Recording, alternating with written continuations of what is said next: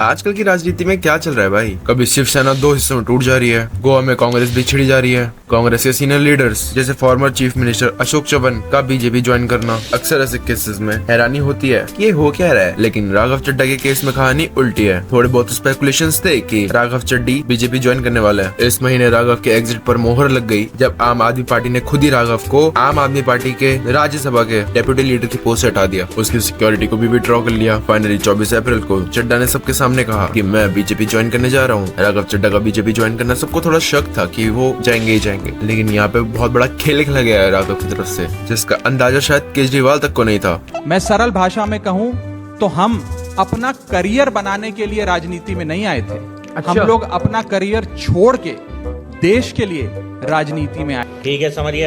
आपको असल कारण बताता हूं कि क्यों मैंने पार्टी की गतिविधियों से अपने आप को अलग कर लिया, और उसका कारण यह है क्योंकि मैं उनके गुनाह में शामिल नहीं होना चाहता था। मैं उनकी दोस्ती के काबिल नहीं था क्योंकि मैं उनके गुनाह में शामिल नहीं था।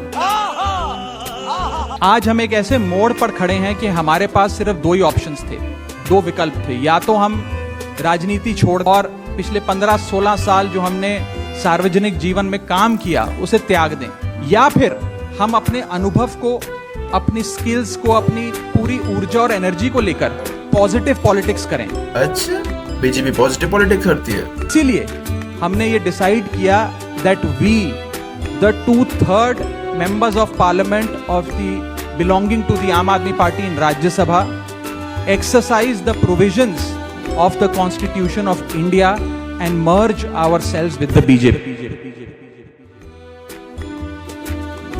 राघव चड्ढा 6 राज्यसभा के एमपीज अपने साथ लेके बीजेपी को चले गए, यानी 2/3 मेजोरिटी का हवाला देकर जैसे शिवसेना और एनसीपी को तोड़ा था, वैसे ही राघव चड्ढा और बीजेपी आम आदमी पार्टी को तोड़ेगी। तो यहाँ पे कुछ क्वेश्चंस आते हैं कि क्या केजरीवाल की बनाई पार्टी की वजह से झाड़ू का सिंबल पूरी तरह से बिखर जाएगा? क्या आम आदमी का टूटना अब तय है? क्या आने वाले पंजाब इलेक्शंस के लिए आम आदमी पार्टी का ये हाल? सबसे बुरी खबर है आपके लिए, इन सब कांड के पीछे केजरीवाल का क्या हाथ है? और क्या एंटी डिफेक्शन लॉ का मिसयूज करके बीजेपी इंडिया को वन पार्टी वन सिस्टम बनाने की कोशिश कर रही है या नहीं? इन सारे मुद्दों के ऊपर बात करेंगे आज के इस वीडियो में। 2024 में केजरीवाल के अरेस्ट होने के बाद सीनियर आम आदमी पार्टी के लीडर अतीशी ने खुद से प्रेस कॉन्फ्रेंस में कहा था कि उन्हें सीधे सीधे बोल गया था या तो बीजेपी ज्वाइन कर लो या फिर ईडी की रेड या अरेस्ट के लिए तैयार रहो। लेकिन अतीशी बीजेपी नहीं गई, सिसोदिया नहीं गए, संजय सिंह नहीं गए और जेल में रहने के बावजूद पार्टी को टूटने से बचाए रखा। जब टॉप लीडरशिप पे उनके पैतरे नहीं चल पाए तो पार्टी के अंदर बंदों को, पार्टी के लूज और कमजोर लीडर्स को निशाना बनाया गया और अब जाके मिली बीजेपी को शांति। 7 आम आदमी के पार्टी के एमपीज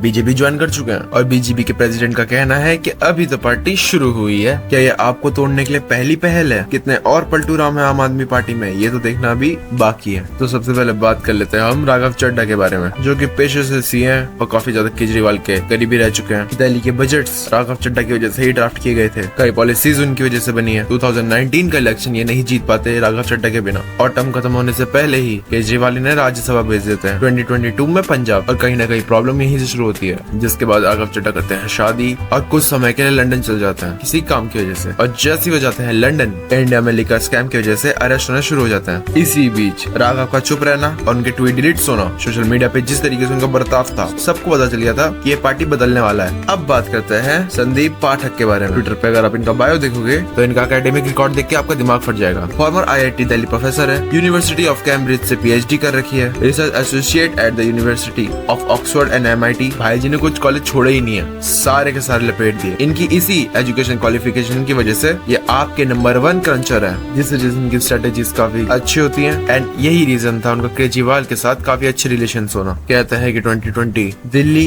एंड 2022 पंजाब के इलेक्शंस में इनका बहुत बड़ा हाथ था, लेकिन उसके बाद एक इन्हें सिर्फ हार ही मिली। इनका पार्टी के अंदर बहुत ज्यादा मजाक बनाने जाने लगा क्योंकि इनकी स्ट्रेटेजी 4-5 सालों के अंदर फेल हो रही थी। अब बात करते हैं स्वाति मालीवाल के बारे में। इनका बीजेपी शिफ्ट होना, वो तो केजरीवाल ही चाहता है कि भाई ये शिफ्ट हो जाए। कहते हैं कि स्वाति का अमेरिका जाने के बाद मन पलट जाता है। केजरीवाल के साथ सालों से काम करती आई स्वाति, जिन्हें की 2015 का चेयरपर्सन बनाया गया, लेकिन वहाँ पे इनलीगल अपॉइंटमेंट्स के सवाल इनके ऊपर उठने लगे। आम आदमी लीडरशिप से बात इनकी बिगड़ने लगी और दिल्ली इलेक्शन से ठीक पहले उनका आरोप ये है कि केजरीवाल का स्टाफ उनके साथ छेड़छाड़ी कर रहा था। ये जो 3 लोग है ये आम आदमी पार्टी के साथ काफी समय से जुड़े हुए थे। देखो, आइडियोलॉजिकल रीजन से तो बहुत सारे लोगों ने आम आदमी पार्टी को छोड़ा है। प्रशांत भूषण ने भी छोड़ा है, योगेंद्र यादव ने भी छोड़ा है, आज आशुतोष ने भी छोड़ा है, लेकिन अगले दिन बीजेपी ज्वाइन नहीं कर लेते थे। इतने बड़े अपॉर्चुनिस्ट नहीं थे ये लोग। तो जाहिर सी बात है इन लोगों को ज्यादा ही ट्रोलिंग सहनी पड़ेगी। जैसे कि राघव चड्ढा का इंस्टाग्राम पहले 14.6 मिलियन था, रातों रात 1 मिलियन फॉलोवर कम हो गए। लेकिन इसका ये मतलब नहीं है कि अरविंद केजरीवाल का यहाँ पे कोई फॉल्ट ही नहीं है। केजरीवाल की यहाँ पे सबसे बड़ी भूल ये है कि राज्यसभा सीटों को बिजनेसमैन की तरफ बेच देते हैं वो, और अब यही चीज उनको रिवर्स अटैक कर रही है। का मतलब अब आम आदमी पार्टी नहीं,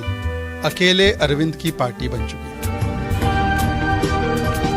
देखिए ऐसे लोगों को ना पार्टी से ना आइडियोलॉजी से कोई मतलब नहीं होता, और यही चीज बीजेपी को और आसान बनाती है इनको तोड़ने के लिए। जैसे अशोक मित्तल जो कि ओनर है लवली प्रोफेशनल यूनिवर्सिटी के, 600 एकड़ में फैला हुआ 35,000 स्टूडेंट्स के बलबूते पे one of the largest universities है, और अभी 10 ही दिन पहले ईडी की रेड पड़ती है इनके ऊपर। एंड कोइंसिडेंस की बात है कि ये बीजेपी ज्वाइन कर लेते हैं। यहाँ पे आयरनी की बात यह है कि जैसे केजरीवाल ने राघव चड्ढा को डिप्यूटी स्पीकर की पोस्ट से हटाया तो वो सीट अशोक मित्तल को अलॉट की गई थी, और अब ये दोनों ही बीजेपी में चले गए। अब बात करते हैं राजेंद्र गुप्ता के बारे में। 10,000 करोड़ की संपत्ति के साथ इन्हें पंजाब का सबसे अमीर नेता कहा जाता है। ये भाई साहब इंडिया यूएस डील को सपोर्ट कर रहे थे, जबकि इनकी पार्टी इनके विपक्ष में थी। मार्च में ये भी अमेरिका निकल लिए। ऐसा कहा गया था कि इलाज कराने के लिए गए हैं, लेकिन तब से ये मिसिंग इन एक्शन ही रहे हैं। अब बात करते हैं हरभजन सिंह के बारे में। पाजी ने लगता है अपने आपको कभी आम आदमी का पार्टी मेंबर समझा ही नहीं है शायद, और ना ही अपने आपको कभी एमपी बुलाया है। मोस्टली पार्टी लाइन से दूर रहे हैं, और पाजी का बीजेपी जाना किसी को सरप्राइज भी नहीं करता। पाजी अपना सेफ हैंड में है, बड़े इमेज बना रही है उन्होंने अपनी, तो इनके खिलाफ तो कुछ है नहीं मेरे पास फिलहाल। लेकिन आपने यहाँ पे एक चीज नोटिस करी होगी कि राघव चड्ढा को ही सबसे ज्यादा गालियां पड़ रही है। लेकिन यहाँ बस सोचने वाली बात यह है कि सिर्फ राघव चड्ढा ही क्यों? क्योंकि भाई जी सबसे ज्यादा राय तभी राघव चड्ढा ने ही फैलाया है, क्योंकि बीजेपी को गुंडों की पार्टी बोलना, कॉन्फ्रेंस में ऐसा बताना कि मेरी तो कोई कीमत ही नहीं है, मुझे कभी कोई आपसे हटा ही नहीं सकता, एंड फिर गोली देके बीजेपी को ही ज्वाइन कर देना। मेरा ये मानना है कि बीजेपी एक गुंडों की पार्टी है, अनपढ़ गुंडों की पार्टी है। वो सिर्फ गुंडागर्दी करते हैं और पेट्रनेज देते हैं। मैं साफ तौर पे कहना चाहता हूं, आज तक वो रकम नहीं बनी और वो शख्स पैदा नहीं हुआ जो राघव चड्ढा को, आम आदमी पार्टी को या अरविंद केजरीवाल को खरीदे।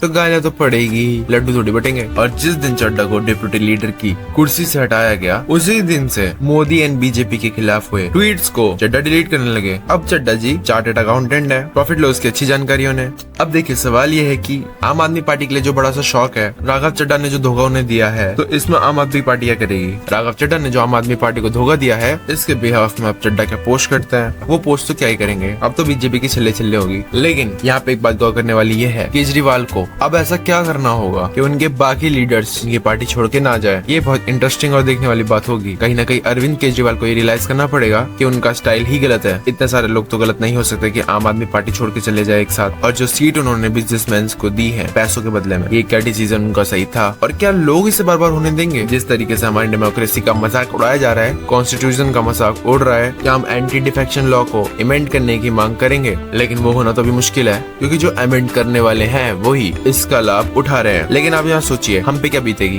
अगर वन साइडेड पार्टी ही रही? तो इंडिया को डेमोक्रेटिक देश ही क्यों बुलाते हो? इंडिया को अपने आप को डिक्टेटरशिप घोषित कर देना चाहिए। खैर आज के मसाले में सिर्फ इतना ही।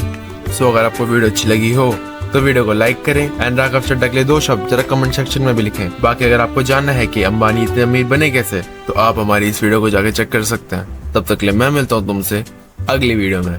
पीस।